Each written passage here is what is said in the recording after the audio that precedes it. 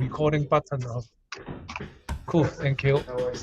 All right, thank you everyone for joining the fortnightly FHIR Working Group conference call / meeting. So we do have a relatively full agenda. So let me share my screen so that we can get things underway. You're able to see my screen? Yes, we are. Good, thank you. So we have about 5 sort of relatively heavy-duty agenda items. Stephen, we can see emails, not agenda. Oh, wrong screen. Bummer. Why is it I am? Hang on, I beg your pardon. Let me stop sharing and then. All right. Let's start that one. All right. Am I sharing the correct screen? Okay, cool. All right. So sorry for the mix-up. All right. Too many screens running at the same time. So we this is I will share the link to today's meeting agenda so that for those of you who want to peruse at your own comfort on your own desktop, you have a link to that. So we have about very heavy-duty 5 agenda items with the 6th one being scheduling for the next meeting. So we'll come to that later on.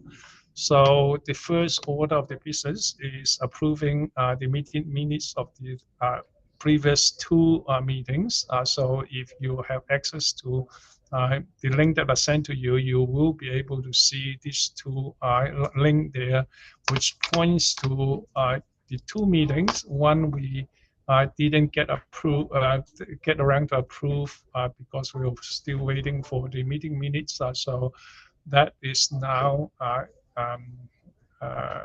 fully populated with the content. And the other one, which is the face-to-face meeting one, and also with hybrid online participation, and the meeting notes is there as well.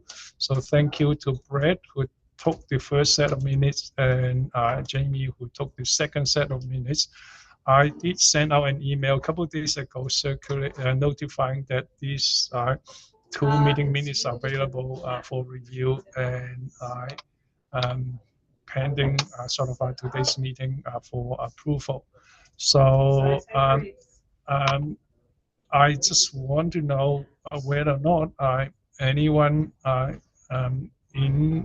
this meeting is not comfortable about processing the approval procedure. All right. I have just on the face-to-face. I reviewed them this morning, and I've put a comment on one of them. So I think that I've still got feedback to work through on the face-to-face minutes. So you want to hold that one off until next time for approval? Yes, or I guess we could adjust it now. I don't mind. So let's see how it goes. So the first one, which is the one that was on the August the 14th. So let's process one by one. In that case, not sort of process them together.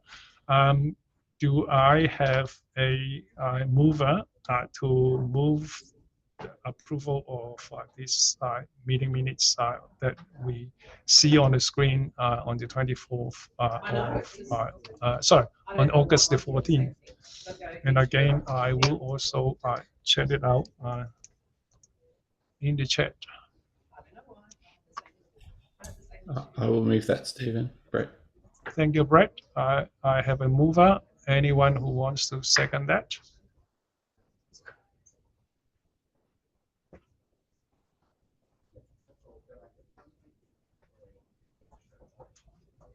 I'm happy to second. Shelley. Okay, Shelley, thank you. So we have a mover, we have a seconder. All right. Anyone who has concern about any of the bullet points in the notes that you want to suggest changes? Okay, hearing none, I want to call to the questions. Anyone who oppose? Anyone who wants to abstain? I'll abstain, Marika. Okay, we have one abstain. Me too. So will I. Sorry. So we have two abstain. And David McKillop, I wasn't at them. Okay, three And- abstains. And Dushi as well. It's 4. Richard. Okay. Okay, 5. 5. Any more? All right. I think the vote is settled. So we have 9 in favor of, 0 opposed, and 5 5 abstain. Sorry, 5 abstain. Yes. So it's 9-0-5. So motion carried. Okay, so that's deal with that one, and then I will post this one, the link to this one on the chat as well. So Danielle, you said that you make a change for of one of the bullet points. Yeah, at this point, I think it's just an inline comment. If we go down to the wording of FMM3, it's right near you can see there's yellow there.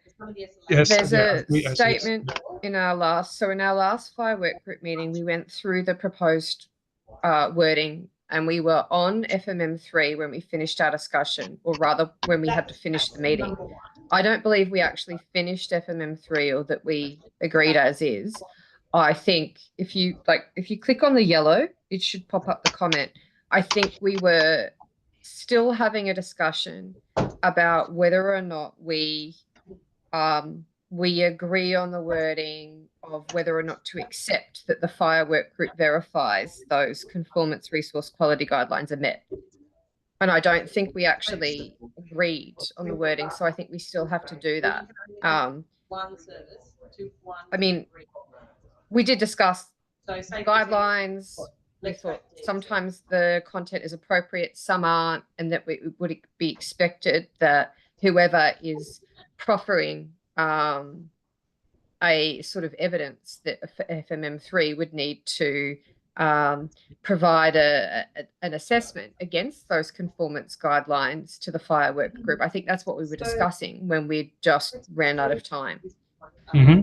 That being said, if everyone else who was there thinks, oh no, we totally agreed as is, I'm happy to have that be the note. All right, so we have an option of approved it with the notes that Daniel has taken or added, or we can defer it to the next meeting. So I don't think we necessarily agreed the words, but I'm also planning to ask that question today in the later item. Yeah. So are you suggesting that we defer these meeting minutes to the next meeting until we have the wordings all correct? Yes, I think that's probably what we need to do. All right, yeah. So we'll table this one for the next meeting to do the full review and of the FMM, and then we can then, if necessary, make any adjustment before we come to the approval. Richard, you have a comment? Yeah, well, I mean, the question at the moment is, are we happy with the minutes? And it would seem that Brett's point is not so much are we happy with the minutes, but a case of whether or not we agreed, we still want to discuss this point. So I think maybe we could change the minutes and say still in progress for that particular item as opposed to agreed as is. And then Brett's thing can very happily be the carrying on of the issue not finished. Yeah, I think Danielle's right, and that we didn't necessarily agree. Well, we didn't actually vote on anything either. So yeah. So I think it's I think Danielle's right, and I'd be happy to accept Danielle's words really, but the and then accept the minutes, but. Yeah, so I think we have a proposal that somebody puts together a proposal which basically says change that bit to discussed but not completed, and then those minutes discussed. will be fine, and then we can just pick it up later on. And that means we won't have to come back to the minutes another day. That will be a workable sort of option. So if we sort of noted that this FMM3 issue is still discussion is still ongoing, and we can then approve these meeting minutes, and then we will have further discussion today, and then we can look at it at the next meeting. Are we happy with that? All right, so Dusi, can you please note in the meeting minutes that the FMM3 discussion is still continuing and will be finalized later, and we can then have a motion to approve the meeting minutes for the face-to-face and hybrid meeting, and then we don't have to come back and revisit it. Thank you, Richard, for the suggestion. All right, you're going to motion that, Richard? Trying to put you on the spot, Richard. I'm happy to motion. I suspect Richard doesn't want to because I don't think you attended, Richard. So I think you want to I vote didn't attend the abstain. meeting. I'm just trying to be procedurally helpful. No, I think Yeah. Richard was at the meeting from my recollection. No, were you online, Richard? 'Cause- Yeah, I think so. I remember that he was online at the meeting. I don't know how long he had been. I online. don't know how much of the meeting I was at. I know I was at some of it, but not at all of it. So All right. Okay. In that Definitely I'll case, do it. then I don't want to put you on the spot, Richard. So I will entertain someone else to make a motion. I'm happy to motion that we approve these minutes with the amendment to FMM3 to note that what was discussed and that the discussion is ongoing. So that we discussed the reference to conformance resource quality guidelines, and that Right. discussion is ongoing. Okay. Noted. Lucy, you capture that? I'll second Marika. Okay. Thank you. All right. So Marika will second, and Lucy has captured it. The note.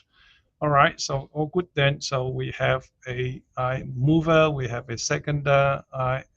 Let's call the question. Anyone wants to, anyone oppose to the approval of this meeting minutes? All right, hearing none. Anyone wants to abstain? I do, Dushi. Okay, that's one. Richard. I'll abstain too. David All right, McKillop. 2, 3. Yep. Abstain. All right. And 3, also abstain. 4. All right. Marvin, I'm abstaining. Okay, 5. All right. I'm also abstaining, Right. Stephen. Chauvin. Okay, so one. All right. Going one, going twice, going 3 times. All right. So, all right, we have, we have 8, in favor, 0, objections, and 6 abstained. Motion carried. Can I just? Oh, hang on. I think No, it's someone 7 has in just dropped. favor. Yeah. Yeah, someone has dropped. I just noticed that we now are down to 14 instead of 15. All right, 7 in favor. All good. Thank you. All right, so with that done, all right, second agenda item will be ballot status update. Brett, over to you. Yep, I'm going to make this brief as possible. So I've just, there's some links there to the triage pages for the various ballots under review. I'll be working on the AU-based one shortly, but there's definitely some action in the AU core and e-requesting already with issues that have come through. So I'd just say, please do take a look at that to see what's going on.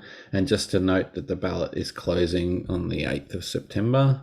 So you only have a short time to enter your issues. So that is this Sunday. So please do get your reviews done and I might just leave it at that. I won't get into the detail right now.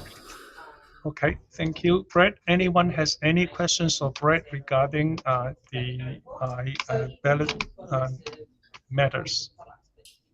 I don't have a question, but I do want to just make a comment. I know someone else put their hand up. Oops, sorry, Ruben. But I just wanted to say that so far it looks like everyone actually can vote. So the improvement has really made an improvement into this. So that's been really positive that we've seen a reduction in the number of issues. It's not totally reduced, and I guess we should look at having a report back on that at the end of this period. But it's made a big improvement to people being able to actually participate. Yeah, I myself personally did sort of log one Jira ticket. There are more to come from us, but I find it sort of quite easy to work with. I do have a question, but I will take it offline with Brett. Daniel, sorry, Ruben. Thanks, Stephen. My question, I guess, is a bit operational. Do we have an idea of how many of the people who have registered have actually participated? And also, Yes. of those who have participated, is everyone remembering to actually vote affirmative or negative, or are they simply adding comments? Well, that's a good question. I'm not sure most people are. In fact, if you click on each of those links, Brett, you can see the summary as at, I think, yesterday afternoon. So for AU base, if we scroll down, we'll see the image on, so that was the in progress ballot. So we had 17 affirmative, 2 negative, 8 abstain. There's one new one this morning who I think has raised some feedback but hasn't voted on it yet.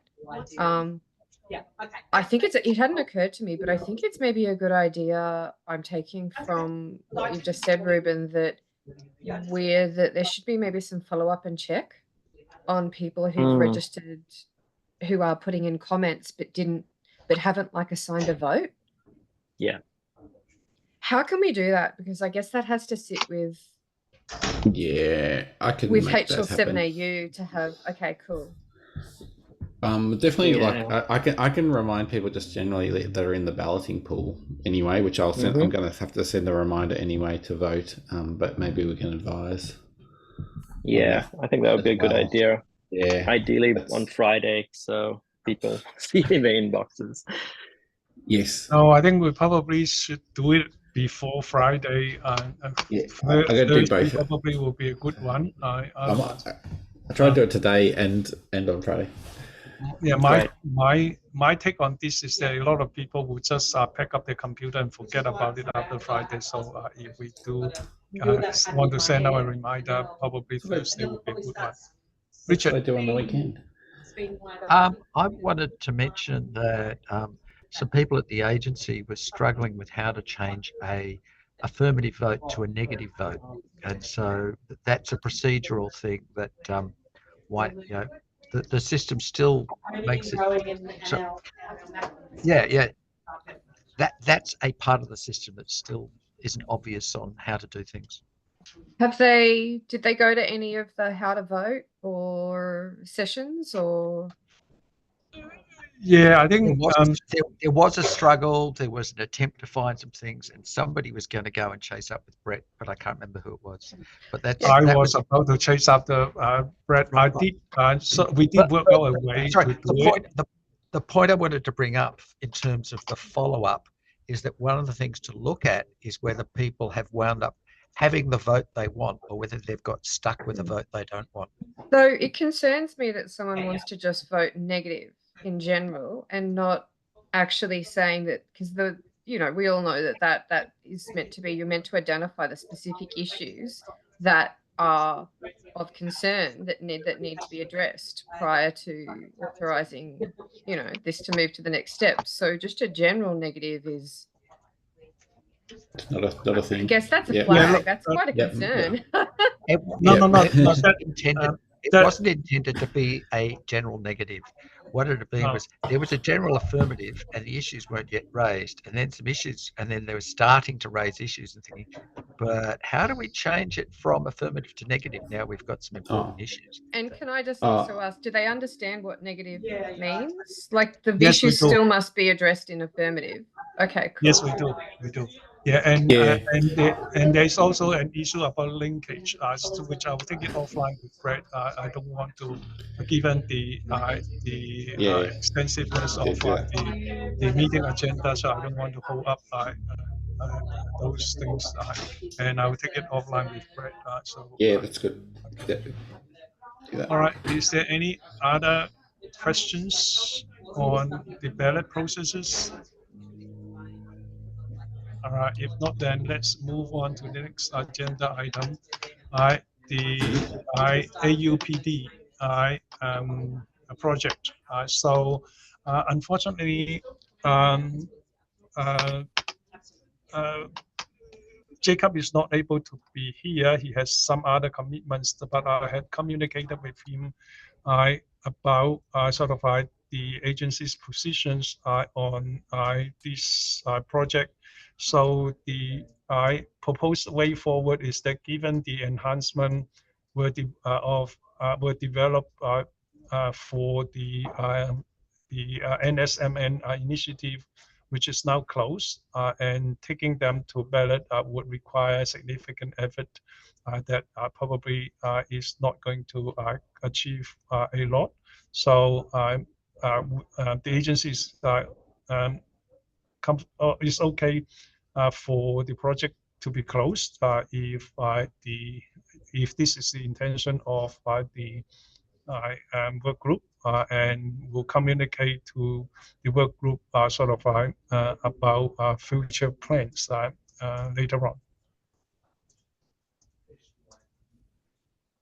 Okay, so procedurally, what do we do now? We had a approved PSS. And procedurally, I think I assume that Ruben at the face-to-face meeting had proposed to close this project. So I think procedurally we can entertain a motion to close the project and vote on it. I'm not sure. Ruben, I thought Ruben was more talking about the project scope statement rather than the actual project itself. I thought that he was talking about the project. So I guess, look, it might be the same thing what I was talking about. I was not happy that there was an approved PSS for which the scope had changed, or it was suggested it may have changed. So I was of the view that there be a formal request to change the scope in the project or to withdraw the project scope statement. At the end of the day, I think the effect is the same. There is no project. So whichever motion you'd like to raise to make that reality should be fine. Look, I guess that that concerns me, because there's like, if we're actually closing a project, that means we would need a project proposal to reopen it, not just a PSS. And I think there might be interest from people who actually want to take this. If there is such interest, we should discuss. We'd have to withdraw the artifact attached to it either as well, which I don't particularly think we should. Well, sorry, Brett, what do you mean by the artifact attached? We have a published PD via IG. Is that published? So why would we have? I think it's a draft. If it's okay, so if the project was to actually finalize and publish an official version, then yes. But I thought we had an official version of PD, which has been implemented through the secure messaging program. Yeah, I think we unballoted. Have, yes. Yeah, unballoted. Yeah, unballoted. That's what I'm trying to say as well. So we have something that's unballoted. We have a draft artifact out there which hasn't been balloted. So it's withdrawing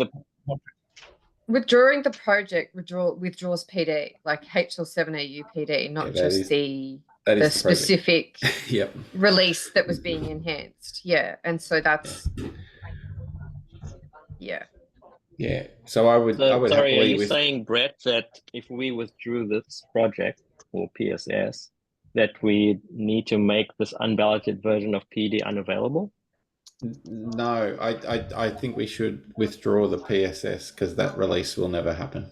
Yeah, I agree. Yep, and then the project just remains under the FHIR Work Group as an existing project with no activity at the moment. So All right. which So project? do we have Sorry, a motion? Stephen, just a clarification on what Brett has said. The project remains in the FHIR Work Group. What PSS is the project operating under? You only need PSSs for new releases. Like the project is the artifact. And if we withdraw the PSS, that's official as saying like the project isn't currently being worked on. It is just the draft that's published. That's just withdrawing the PSS. Withdrawing the project is withdrawing PD entirely. So I'm not sure I follow that one, Danielle. It's fair to say that if there is a publication, balloted or otherwise, that exists, that's fine. But in order for work on that specification to proceed, it needs to be within the context of an approved project, doesn't it? Well, there is an approved project. Which one? Which happened. Yeah, it was before we had the processes to. Yeah, it was an approved project under originally the PA working group. It's like 4 years ago. So it's yeah, we haven't. Yeah, so it was. Yeah, when we raised the PSS, it was noted that it was an existing project. So we were operating under that assumption. Yeah. So the PSS was a request to update the activities or deliverables under that existing project. Okay, then we just need to withdraw that PSS, and probably at some point we need to determine the status of that project going forward. Yeah. Yeah. Okay, so in that case, then do we have a motion on the table? Can I just ask, like procedurally, is that all we have to do? We raise a motion. We don't need to fill out a form or send an email or do anything else here. Like, I don't know that if we have a process.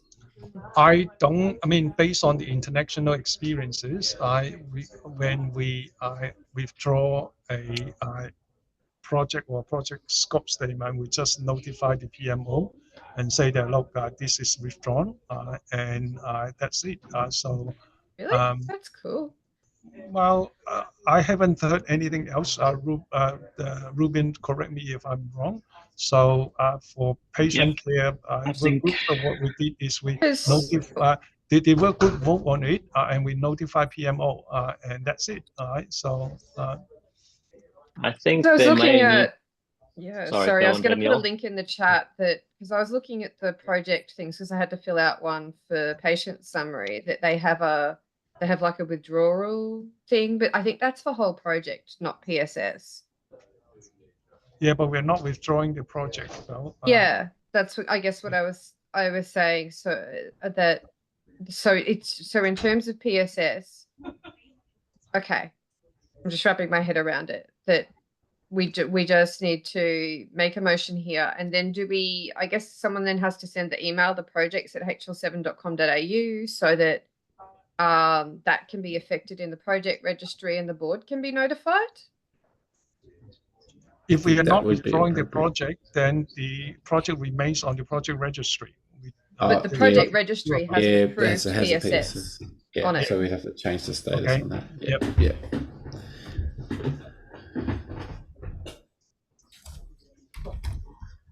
I think that's appropriate. Right. So do we now have a motion to withdraw the PSS and an email to HL7AU to remove the PSS from the project registry? Is that the motion? Ruben moves. Yep, I move. Okay, Ruben move. All right, so Lucy, you capture that? Yes. Okay, cool. Thank you. All right. So that's the motion. I need a second now. I will second, Brett. Okay. We have Brett seconding that. So let's any further discussions or questions? All right, if not, then let's call the questions. Anyone who oppose? Okay, hearing none. Anyone who want to abstain? Marika. All right, there's one abstain, Christy. 2 abstain, Marvin. 3 abstain, Michael. Chauvin. 4 abstain. Stephen is All Chauvin right. as well. Okay, we have 5. All right, I think that's it. So we have 15. So therefore we have 905. All right, motion carried. All right, so that's that one. All right, number 3 out of the way. Number 4, all right, we have a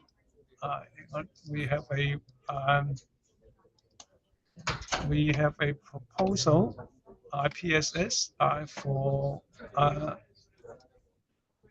the AU patient summary project. So let me put up the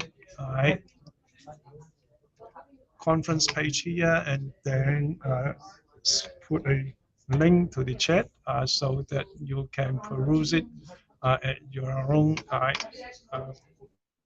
leisure. Daniel, you want to take charge of the discussion here?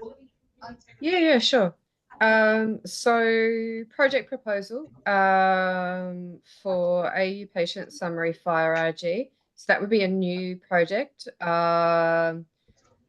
Just there's some participants on the line, I think, who might be new to HL7AU processes. So it's probably just a good to take like a minute to just go through what this step is that I've put forward. That when I guess a new piece of work is looking to be undertaken, it depends on if it's like a new release or an update to something that exists, or if it's a totally new thing. If it's a totally new thing, what you need to do is put forward a project proposal first, saying, what is this thing? Is it a FHIR, a specification? Is it a piece of tooling or infrastructure?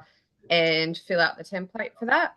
And that's what I'm putting forward here. And then after the project is approved, and we just kind of went through that, is it a project? Is it a PSS? The provider directory discussion. A PSS is what outlines a particular release. So including even for release 1, if this project proposal is approved at a certain point within like a few months, we would come back from the project team to put forward a scope statement to say, here's what is proposed for the first release. And so that's another gate later on. But this one is project proposal at this stage.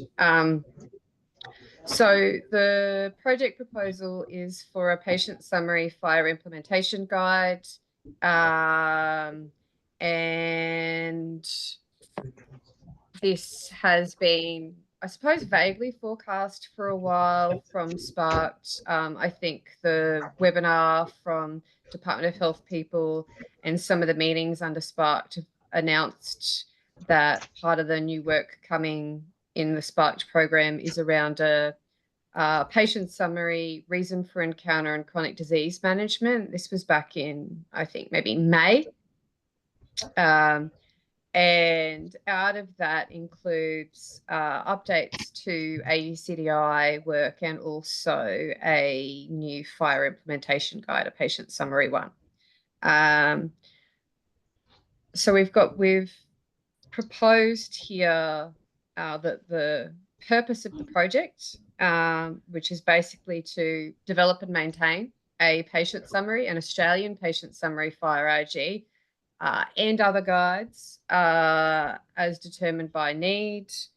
The purpose of and I'm just going to read this out here, of the FHIR is to support generation of patient summaries in an Australian context. And we've got a sort of an outline of what a patient summary is, being a health record extract. comprising core digital health and administrative data elements, providing a snapshot in time of a subject of care's health information and healthcare, and it's designed for supporting use case scenarios, and that includes planned and unplanned, which continues to be what's expected in Australia, and look at coverage of data generation, data inclusion, and access. And it really strongly needs to be noted here that we need to, and will have relationships, or this project will have strong relationships with the Australian artifacts, core and base, and the international ones around IPS, International Patient Summary, IPA, the FHIR standard, and of course the terminologies. There's just two listed there, like SNOMED and LOINC, but some of the work undertaken in this project will look at updating and contributing and providing feedback into terminologies as appropriate, whether they're Australian or international. The overarching principle we've got is that the Australian patient summary should be compliant with both IPS and AU core. And of course, it needs to be supporting the use cases being undertaken. There's the first parts of work of this project envisioned to be around scoping and use cases. Both the clinical design group under Sparked is starting to look at patient summaries as well as other concepts next week in the September 11 to 12 workshop. And we're envisioning, if there is approval from the FHIR Work Group and board to undertake the patient summary FHIR implementation guide work, that would mean that we would look at doing scoping and use case agreements with the group of, I guess, project team members who have formed around early December this year, and have that kind of drive where the project is going. We've got the potential target release timeframes looking at, I think, ballot for comment in August next year. If that proceeds similarly to how AU Core has done, then it would be a ballot for working standard in what's kind of like the March cycle the following year, and looking to publish the following year. So that ends up publication in about June 2026, subject to how the work group, how all the different, I guess, work group, the technical design group, the implementers are all coming together and the project is actually progressing. What's on the page, if you just scroll down, Stephen, so in terms of drafting the proposal, this will be an open group, call for participants on people who want to be part of the project, especially those who are looking to implement a patient summary capability. And initial email has been sent around the AU Core Technical Design Group mailing list. And so the people on this list here have put their hand up over the last couple of days in the project members. And this draft here has been looked at from the FHIR Work Group co-chairs and has some of their feedback incorporated in it, and they've nominated 2 representatives there. We've got Jane and Stephen. The AU Core TDG co-chairs have also looked at it already and nominated some representatives. There's an email out to the e-requesting co-chairs to see if this overlaps for them, and that there should be some representatives from the e-requesting TDG there to put forward some representatives. And there's I guess, an early kind of project team set of names down there with me as project lead, and Tim's also so far joining from the agency. And we've got the usual suspects. We've got Douchey supporting FHIR IG stuff, Michael Osborne, vocab, Brett in publishing. That's more with a HL7 AU hat on there rather than Sparked. And we've got a BA who's coming on board, who's Shelley, who is new to Sparked, to be supporting both across the clinical design group and the technical work, so AUCDI and through in this FHIR IG, doing some of that use case work. I think I've covered the page. Have I said everything that's on here? Yes, maybe. Yeah, you have. Okay. The only cool. other thing probably would want to draw people's attention is the two primary work yes. groups that are being involved. So primary governing work group is of course the FHIR Work Group, because it always is, because this involves FHIR. This project doesn't intend to involve V2 or CDA, so the only governing work group is the FHIR Work Group. And it's proposed that this project is undertaken underneath the AU Core Technical Design Group. Okay. So questions? Any from questions? people? Yes. Richard. Yeah, I have one question. Looking at the project description, there's stuff in there about extract and generation, which suggests that the summary is meant to be produced without human intervention. Does the scope include a curated summary, or that's not yet, or that's to be determined later on? In terms of project, yes, I think that's a consideration that is in part of this project. So all considerations, including are things curated, what's the use and utility of machine generation, do we need to label those, would be part of this project. I don't, the words extract, or a lot of these words have come from what's written in the IPS to be, I guess, consistent from that. And that includes things like the definition of a patient summary coming in being a health record extract. It doesn't mean it's not curated, or it doesn't require that it can't be curated. But it's okay, fine. I expect curated, curated, not curated. That's still up for grabs. It could be extracted, it could be curated, it could be either, and that's stuff that will come out during the project's development. And I expect there will actually be defined use cases for both. Yep, thank you. And it also comes down with things like, is it always expected to be this, like, what's the currency at? Is it indeed that on-demand generation? Do we ensure we have support for asking for that? Is this reaching across, and what are we including around discharge summaries, different transfers of care and continuity of care? Yeah, all of those aspects, I think, fall into this project. Richard, thank you for the question. I did have a thought about it when I was reviewing it. I considered that the concept of a health record extract is about what it is. It doesn't say about the how. The how can be algorithmically extracted and also human curated. So I think I believe that what we want to do here is this is a technical implementation guide which specify the what and will leave the how to the clinical workflow in terms of how it's being generated. So hopefully that answers your question as well. Yep, thank you. All right, any other questions for Daniel? Ruben. I've got a whole lot, but I'll come to the most pressing ones, I suppose. I'm concerned about the first bullet point that says other guides as determined by need. Yep.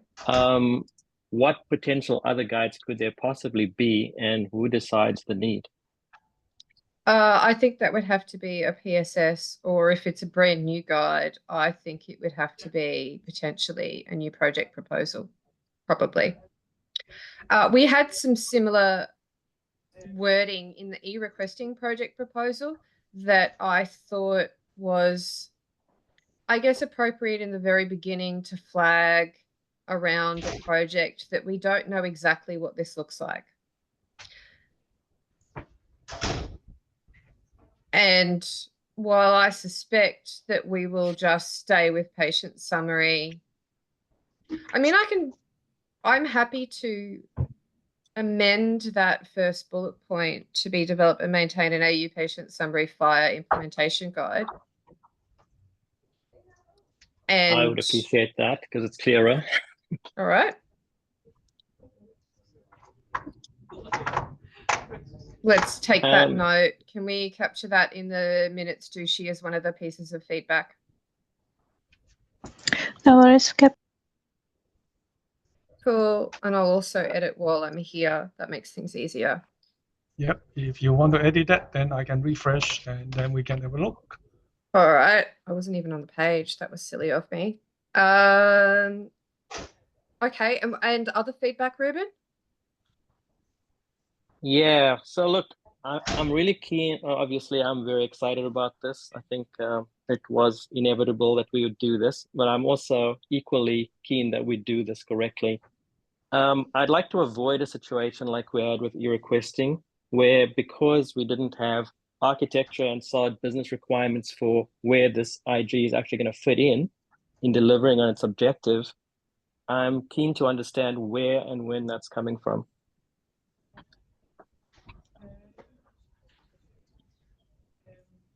You're gonna have to restate that. You're Okay, so the FHIR IG is great. It will define an IPS for Australia as an information model, terminology, etc.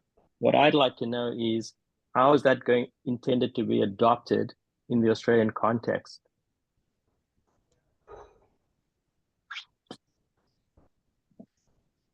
I can only repeat statements that have been publicly made by the Department of Health, although I would ask the agency people who are on the line if they are able to talk to that at this point. I don't think Tim or Ricardo is present who can provide what the agency's plans are around that.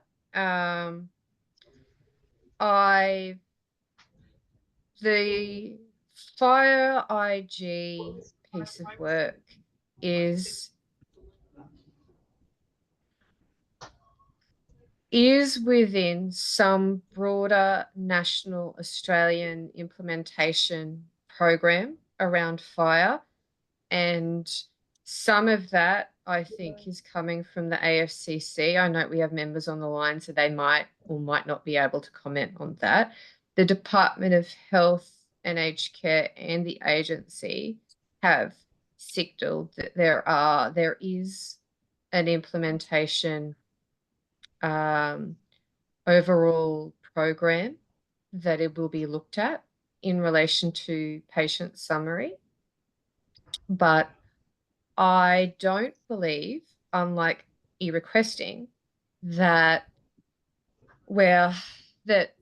hang on, how do I want to phrase this? And I want to be careful that as with AU Core, there was an expectation that the government would at a certain point pick up and put in legislation, but the decisions in AU Core were not having to be tied specifically to a national framework that was being delivered at the same time.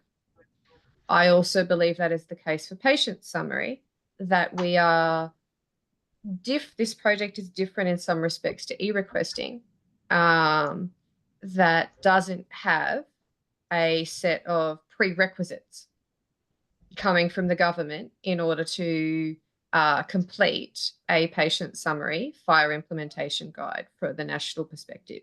Does that answer your question, Ruben? And then I think we'll go to Andy, who I might have put his hand up as AFCC person. Yeah, we have two hands up. Yeah, look, it partially does, but sadly, I don't think it fully does, Daniel. I mean, it would be helpful to me and maybe others if there was actually an implementation context explicitly stated in this proposal. It could be something as simple as the Miles record wants to receive these payloads, or the national HIE, or the Miles app, or whatever. But I just fear that without having that well understood, design decisions are going to be made in a vacuum, and it might not deliver on the objective. So I know it's a hard question to answer, but I think it's imperative that we try and answer it. Otherwise, we might not succeed. I'm not 100% sure I agree with you there, because I'm expecting, based on the conversations that I have had with some of the community who's forming, who wants to undertake this, that the things that are going to be worked through to the conversations and the exchange between vendors. And that, yes, if the agency wants to surface this and My Health Record or receive that, they will be a member to that and come with a use case. But I don't think that that will force particular design decisions imposed upon everyone else. And I'll probably stop here, because now I think I am going somewhere into different waters. And let's throw to Andy. I wasn't responding from an AFCC perspective. I think in some ways, I mean, I kind of agree with, I think, what Ruben's getting at, in that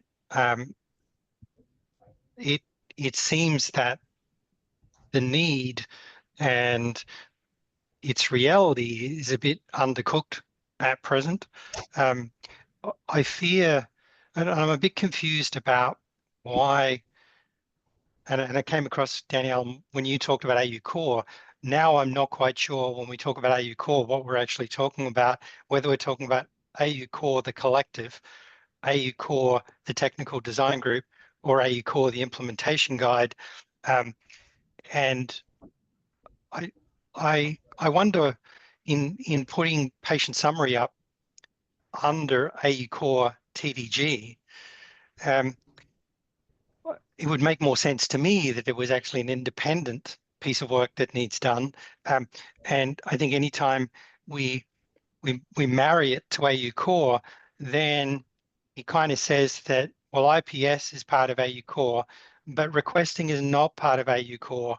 And so, you know, there's some in the tent and some out of the tent. And in terms of binding the decisions that you would make around IPS, they're kind of inextricably kind of bound at the hip with AU Core and IPS, whereas the e-requesting is kind of, well, that's kind of a niece, not a sister kind of thing.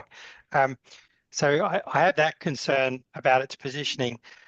I don't really understand, and I've not heard any positions about, is the accelerator, has the group of leadership within the accelerator formally now added to the existing 2 projects and said, we now are going to be investing in a patient summary as a third? I know there's been lots of talk around patient summary, but it's kind of been going on for a couple of years, and everyone has gone, it's a good idea, we really should talk about this a bit more and find out what we're going to do with it. But, you know, from looking at it through my industry lens of going, interesting idea, but I don't understand where and how this is going to, and what are the use cases with industry that would be appropriate. Seems like it's kind of an opportunity to think, but it's almost like, are we really ready for, you know, an IG project to be building something without that preliminary discussion and work having been figured out? I'd be much more confident if, for instance, the accelerator had actually come out and said, we've got now 3 things we want to work on, and now we're ready to take this new patient summary into formal HL7 process for its recognition as a new project. It seems like we're kind of doing, let's create the HL7 project first, and then we'll get the accelerator to agree to it. So I'll respond to that point. The accelerator did announce in May that it is going to invest in reason for encounter, patient summary, and chronic disease management. And they are the formal investments that it has been added to the accelerator. So they are there, and that was back in May. Have they really? Because it's like saying, it's like with the HIE, right? We know the HIE is coming, but you know, what do we do with it? So, you know, if I go And to the part of that, what accelerator do we do with page it? now, am I going to see those 3 now alongside requesting an AU core as the 5 investments? I mean, it seems like the accelerator talked about it and said, this is in our future, but I just worry that what we're talking about is something that is kind of trying to do a bit of a picking itself up by the bootstraps kind of thing. And I'm not sure that at the moment I understand what the purpose and intent of that implementation guide is, for not for the interesting idea the government might have around patient summaries, but actually what it means, for instance, for industry investment around patient summaries. So that's the kind of the foundation of it. This is why we're doing it. Would kind of make it more concrete in terms of what we are proposing to invest in, because there's the accelerator hat and there's the HL7 AU hat, and I'm not sure whether who's driving it. So the accelerator has formally announced they are the 3 topics: the reason for encounter, patient summary, and chronic disease management. In terms of what does that exactly look like and what does it involve, the accelerator approach is and has been to start that with the community, which is what's starting in the face-to-face next week with the clinical design community, and starting then with the technical design group in terms of a call for participants who wants to be involved and what does that shape look like, rather than that coming totally from the accelerator. So the idea is to say this is coming and have the project proposal, rather than the accelerator have done all that work and gone out in a separate way from HL7 Australia to then bring that back in. That's not the sparked approach. Right, now I'm looking at the clock, so in the interest of time, I've seen a few hands up, so I think we'll take those questions, and then when we have time we can come back for it more. Yep. The next is Brett. Yeah, so I'll just put my 2 cents in. I think this like the APS I think is primarily it's a reflection of IPS and similar concerns of what the IPS covers, right? So it's a general capability. It's about continuity. Probably for me, it's continuity of care in general, and I think it's really clearly related to AU core capability. So to me, it's really just a usage of AU core capability to be able to represent those core concepts in a summary sort of mechanism. I think we will get into specific transfers and the requirements of specific transfers and purposes and businesses, but IPS certainly doesn't necessarily do that as part of its scope. So I really think of it much more as a general capability example, and being able to say we can generally produce summaries that include all the things we understand in AU core. And I think that has value in terms of being able to utilize the AU core work that's going on, for something meaningful for people. And I think from the, listed parties that are interested in participating, there's a number of vendors and stuff that are really interested in getting this done. So to me, that's a good project in terms of being able to use things that, leverage things we already have, feedback into that work, and also then, bring in other perspectives as well. But I think there's a good cohort of people to actually achieve it as well. Thank you, Brett. Let's go to Christy. Thank you. Just jumping in from a department perspective, not able to fully answer any of anybody's questions, but very, very happy to bring in Jeremy or Jai into the next working group meeting to start working through some of them. We absolutely, Ruben, in particular, understand your concern around not wanting e-request version 2, where we go rocketing off and then can't quite support what we wanted the outcome to be with the infrastructure at the time. So we are keenly aware of not putting ourselves into that situation again. There are ongoing discussions with the agency about what their role in this will be as well, but there are definitely people far more qualified than me able to speak to that in more detail. So if there's agreement in the group, I can bring someone in to have a chat about that next meeting. Thank you, Christy. Ruben, you have your hand up again. Yeah, thanks, Stephen, and thank you, Christy. I appreciate that. I think, speaking for myself at least, that would be very welcome if someone could clarify the points I raised or speak to the points I raised on that matter. Just quickly, I wanted to say two last things on this. Look, I support what Andy was saying, just in terms of co-locating this project in the AU Core TDG. It's a little bit unexpected, and I think some more justification around why that is probably required, noting that we have so far had TDGs effectively as groups delivering on a particular implementation guide. This will be a new case of creating a second project within one of those, and I'm a little concerned as to whether that's going to shift the focus away from newer versions of AU Core rather than having a dedicated TDG for this IPS work. My last point is just the proposal doesn't say anything about a clinical design group or CDG, or for that matter, an AU IPS CDI. And if that's being pursued through Spark, then I'd expect some reference to it in the proposal as well. Right, we can do that. I know it wasn't for the e-requesting one, but we can do that for this one. I think we just keep adding on requirements as we go, but all right. Yeah, look, I think the key point is understanding the relationship between the clinical model and what the FHIR IG is producing as well. I think that's pretty key. Some of that happens in the project scope statement. I'm happy to do it, but I want to. Is this going to be the expected thing for every single project proposal that comes through? I would expect that for Spark projects, because Spark takes the approach of a CDI, doesn't it? Then in terms of like requirements, will there be a requirement for other project proposals to have to state where they get their requirements from in a document, whether that comes from the clinical requirements from a CDI or not?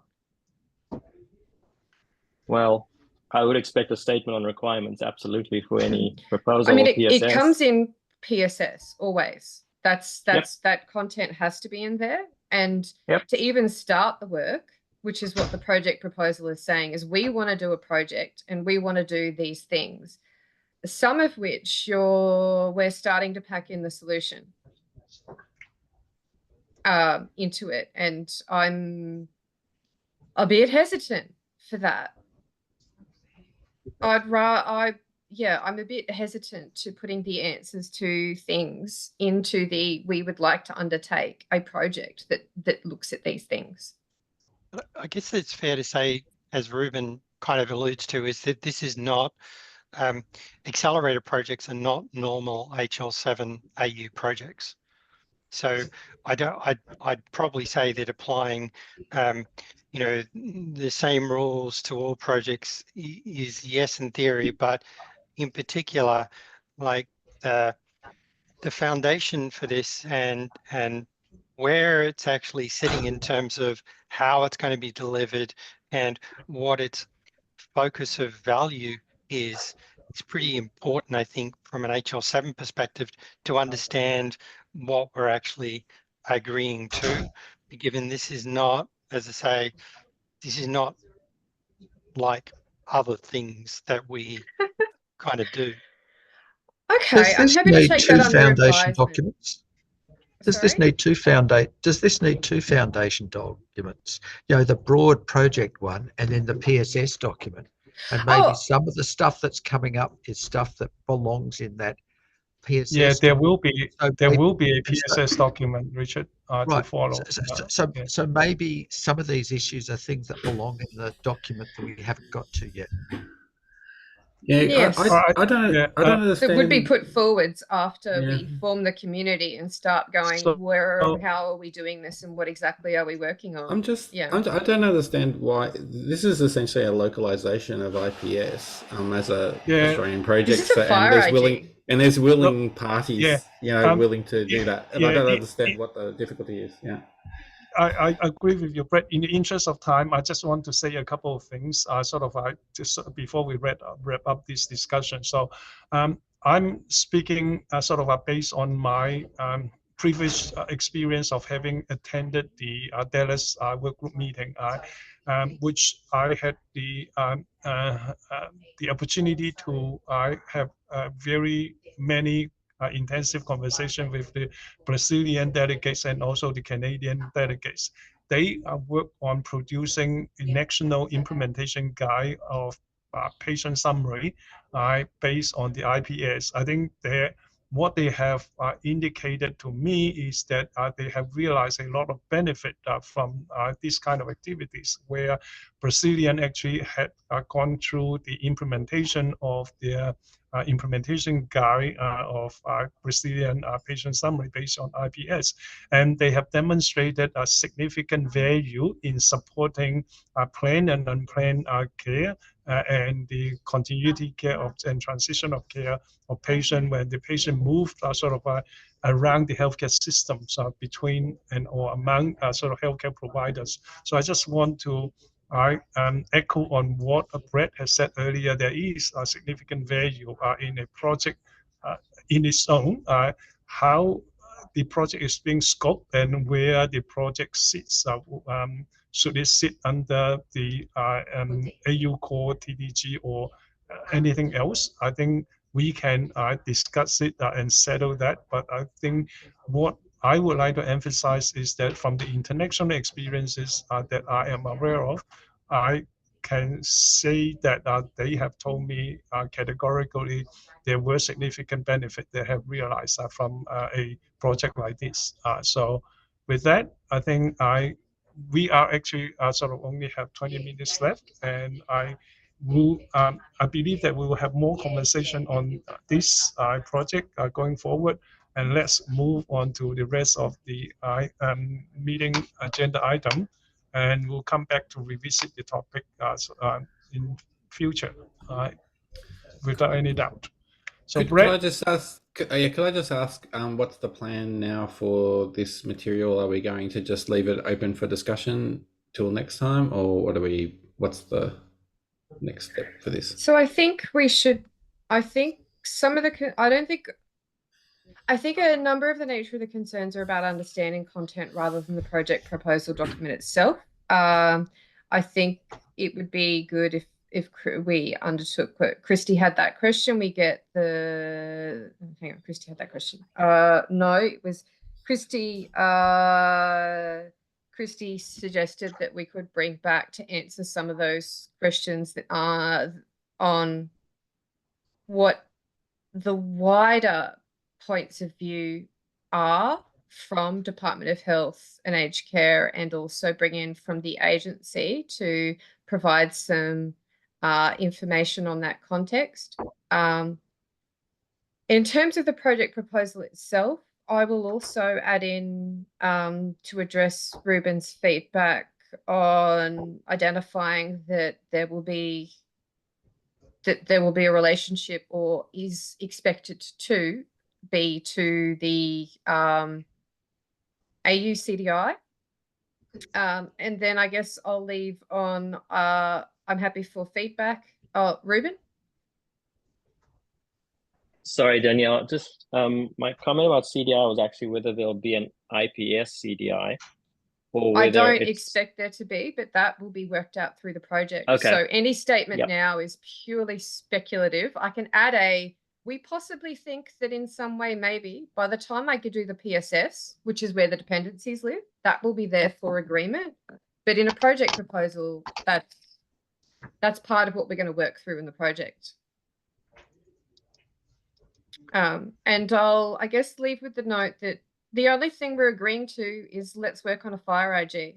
Frankly, that's what the project proposal is doing. It's not the implementation part or any of that wider framework or a national conformance scheme. I realize there's interest in understanding how that is positioned, but in the end, what is being agreed from, as far as I know, is the approval to work on a FHIR IG with an interested community, basically.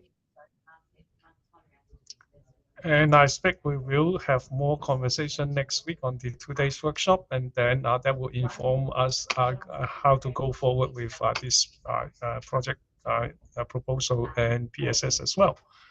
All right, with that, thank you very much. Let's move on. The next item, Brett.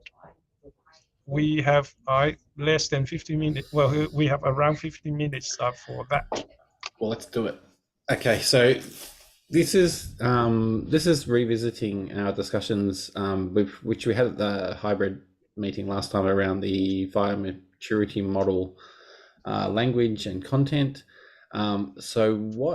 Whilst we had a good discussion and had general agreement about many things, we didn't vote on anything. So what I've attempted to do here is just put together a set of proposals that we could vote on to confirm changes, and then that would be able to be passed through into the current CI build with an intent that that would become the definition. All right, so I will just send also a link out just to the existing, so that's on the chat, just the existing words, and yeah, and I might just take these points one by one and see if we can confirm these. Like I'm hoping people, we've had this covered this content multiple times before, so just to cover that off. So there's our existing maturity level description, which is referred to by every artifact in AU base and other specs as well, as being the maturity model approach that we apply to HL7AU published artifacts. So if we can go back to our bullet items, so just the first proposal was renaming the general FHIR maturity model to the Australian FHIR maturity model, considering this is our own localized version of the maturity model. It's also notable that we are talking about profile maturity, not FHIR specification maturity. So yeah, so that was something we did talk about doing, that just to make it clear that we're talking about this approach as opposed to the underlying FHIR maturity model. So the idea would be, the proposal, and I'll make a motion to do so, is to call this particular maturity model the Australian FHIR maturity model and abbreviate it to AFMM. About this bullet point. Yeah, exactly. And so basically all the references to FHIR maturity model would become Australian FHIR maturity model, where that is what is meant. So do you want to deal with the 4 bullet points or all the bullet points together, or do you want to deal with them one by one? It might speed things up to deal with them all together. So maybe I'll just say, is there any dissent on that one? No dissent, supported. Cool. So yeah, I'll just maybe pluck out the things that we don't have any dissent on.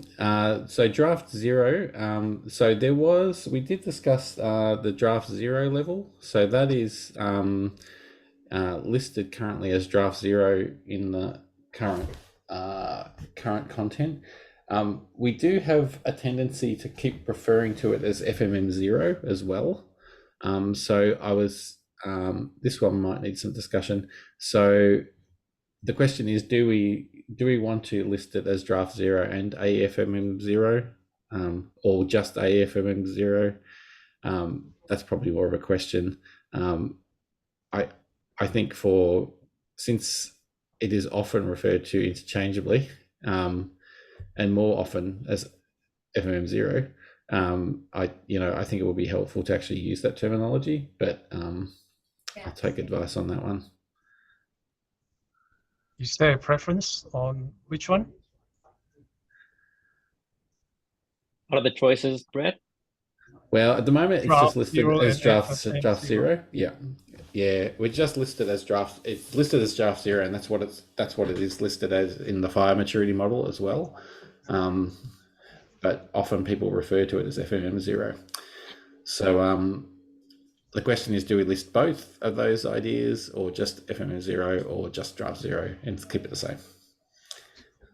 I think I would just leave it as draft 0, and we continue to follow what the international one does. And if the international one ever introduces FMM0 as a synonym for their draft 0, then we follow them, put an A on it. And that until then, we're following their guidance and not trying to get ahead of them. I was going to say something similar, and that was go with AFMM0 and say it's defined as the international draft 0. And if they change, then all we've got to change is our definition of AFMM0. A little different. Rather than start using a new term or new acronym, whatever.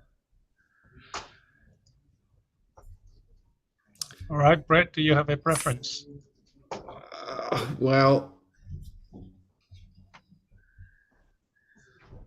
when in doubt, leave it out is my motto. So I think maybe we just leave it alone, and we might stick with draft drop item 2. Yeah, drop. Let's not make that proposal. Yep. Okay. Cool. All right. So, okay, in the draft 0 description, just noting, Richard did comment earlier about looking at the R5 definitions, which do have some different wording for some of the things. And actually, this was one that I thought was really a clear change and was quite useful. So at the moment, it's draft 0. There's a second sentence that says this level is synonymous with draft. And in R5, that's been replaced with artifacts with this level must have a standard status of draft, which I think is actually a lot clearer and direct. So I would propose we take up that sentence to replace this level is synonymous with draft, which aligns us with R5. So this part of the sentence? Yeah. Okay. All right. Any questions on that? Okay, move on to the next one. Cool. FMM1. So we basically agreed, I think, to the content in the FMM1 description. The wording was pretty clumsy, I think, in what was proposed. So I did a rewording and just wanted to see if people wanted to accept that. So it's basically around the artifact producers. There's quite a convoluted statement I think we had that said accepted by the responsible work group, and then again the responsible work group has indicated they consider it complete.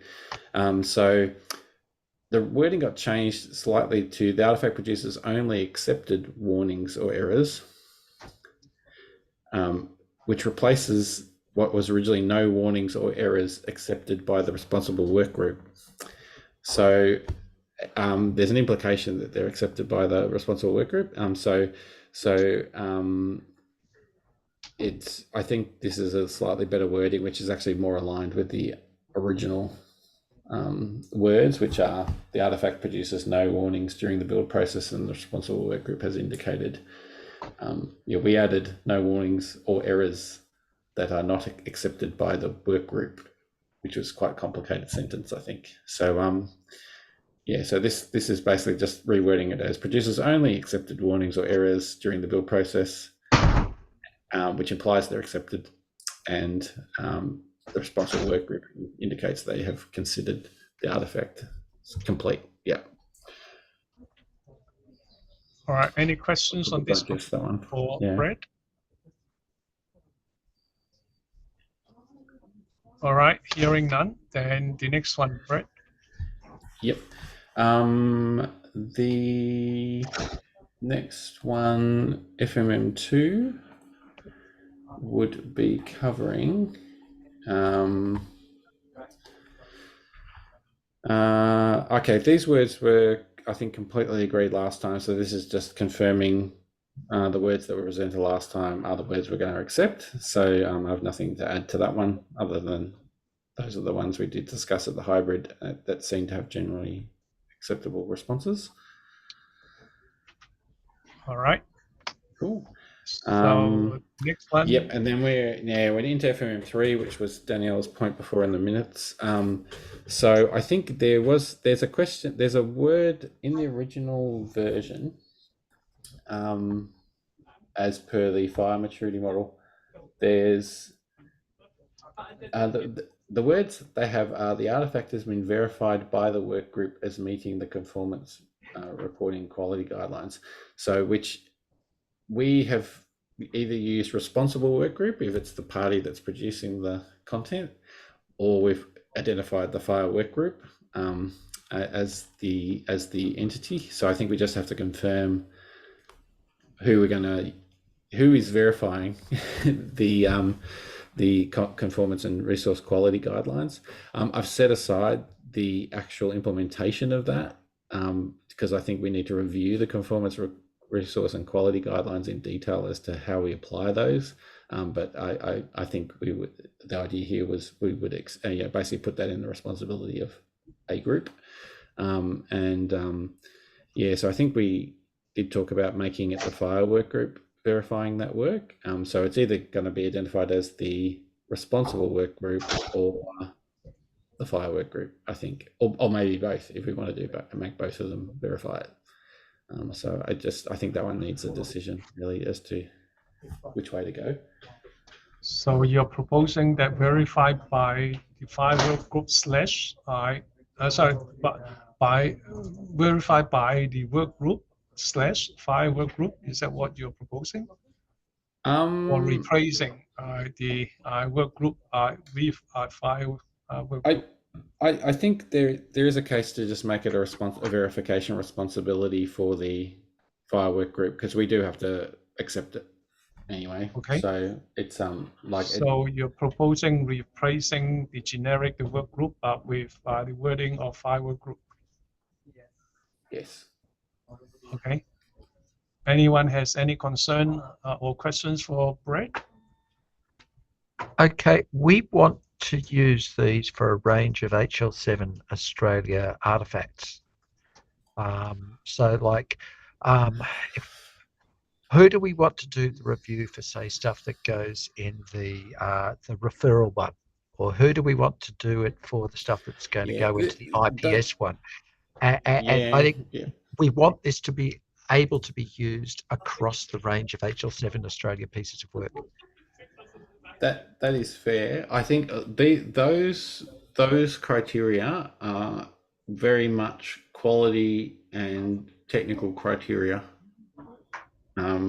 not content review. Okay, so I think it's very much. So those other I think groups it is very technical in nature. Yeah. So those other groups would ask the FHIR Working Group to do that verification for them, and the FHIR Working Group would have it as one of its duties to do that verification work for these other pieces of work. And ideally, obviously, I think we would say that. I mean, we want people to refer it to us when they think it is ready to be referred, right? Obviously, so that's probably the main thing is we don't want to just get referred to it and go tell us what's wrong with this. Although at the moment that might be, it's quite a broad set of criteria, so it needs some interpretation, I think. Yeah. Well, it does say verified by the group. It doesn't say that the group's actually gone and done the work to make it right. It's just said that they've verified that it meets these criteria, and so the responses can reasonably be, you've ignored section 5, go and make it comply with section 5. I mean, that's a reasonable response. Yeah. So I think what I'm hearing is that should be identified as the FHIR Work Group. So Richard, do you have any other do you have further concern with replacing the work group with FHIR Work Group? No other things. Okay. I wanted to understand how it would work for the other things. It looks like it will work for the other cases. Mm-hmm. Cool. All right. C and H are no change. Item. So there was no change. You need to elaborate on that. I don't think so. I don't think there was any any further wording changes intended, which are other than what we've published already, and also for FMM5. There was, and this is again bringing in the item I there is bringing in the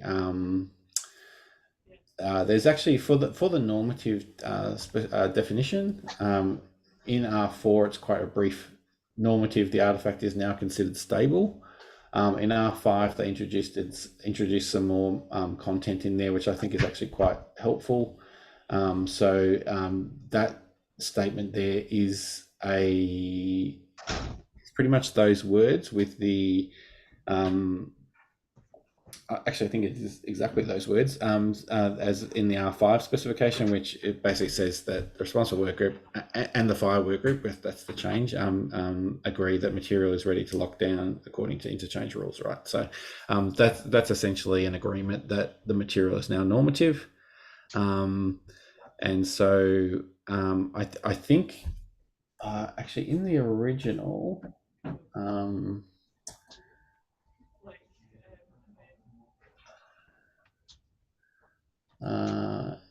R5 statement, let me just get the words.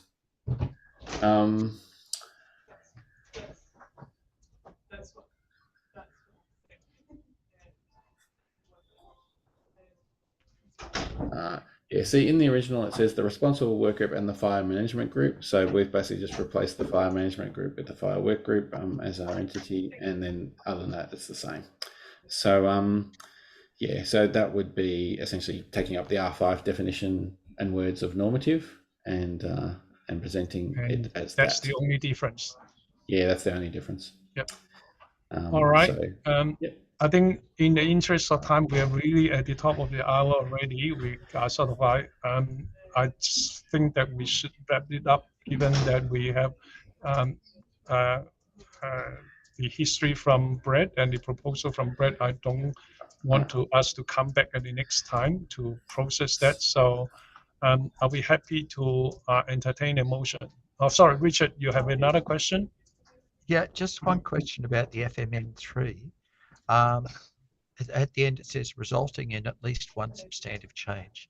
So in a sense, make sure you've got a deliberate error before it goes off so that you're guaranteed to be able to get FMM3. If you can publish a spec without a substantive change, you've done amazingly well and we'll give you a pass. Okay. According to Graham, I queried him on the same thing and he laughed hysterically. Yeah, he laughed hysterically, exactly. And said that no one has ever faced that being a problem. Yeah. Yeah, we'll give you a medal. Good. I'm happy to agree with other people's experience. Cool. If you Stephen, if you go refresh, I've updated the words to match what we've decided. Yeah. So I'm happy to motion that we accept this proposal. All right. So we have Daniel motion that. I will second. All right. We have Brett as a seconder. All right. Any further discussions or questions? All right. If not, then let's call to the questions. Anyone opposed? Okay. No one opposed. Anyone abstains? Oh, hey, no one abstains. So we have 13-0-0. Wow. Okay, we are running out of time. Item 6. Can I just last bit, because I think we forgot to state how to do feedback on the proposal for the project proposal. Okay. So can we create a page for that or something and then ask people to put comments on that, noting for the questions that I guess more context, the sparked context. I'll look to bring agency people to the next meeting and Department of Health people who can provide their view and perspective on what the national context is. But from the project proposal to do a FHIR implementation guide, which is what this is that okay to then put that there and have people put what feedback they have on the project proposal before we that I'll look to address before we meet on the 25th, which is our next meeting, and look to approve it. I think that's a good idea, Daniel. We can create a child page of this one and link to this parent page, which it's easily discoverable, and then people can click on the link and then can put in their recommendations. Okay. I think that Do you should need work. do you need a child page, Danielle, or do you want to just Let's move. straight on here? There's an area under the FHIR Work Group for reviewing project proposals. We could do it there. Oh, excellent. That's what we Yeah, you can do it either there, but I think have to send it out. my preference is for it to be a child page, but I'm not particularly obsessed. Okay. No, on no, it. we can do that. Whatever. Yeah, because- whatever works. Because it's easier for people to navigate, right, and to have the context preserved in that way. All right. Okay. Thank you very much indeed. We are 3 minutes over time. I do have a hard stop and I have to go to another meeting. So thank you, Thanks, everyone, for participating in this very interesting and exciting discussion. So we'll come back in 2 weeks' time to have more discussions. Thank you. Stephen, Thanks. for running Bye. me. Thanks. Thanks. Bye.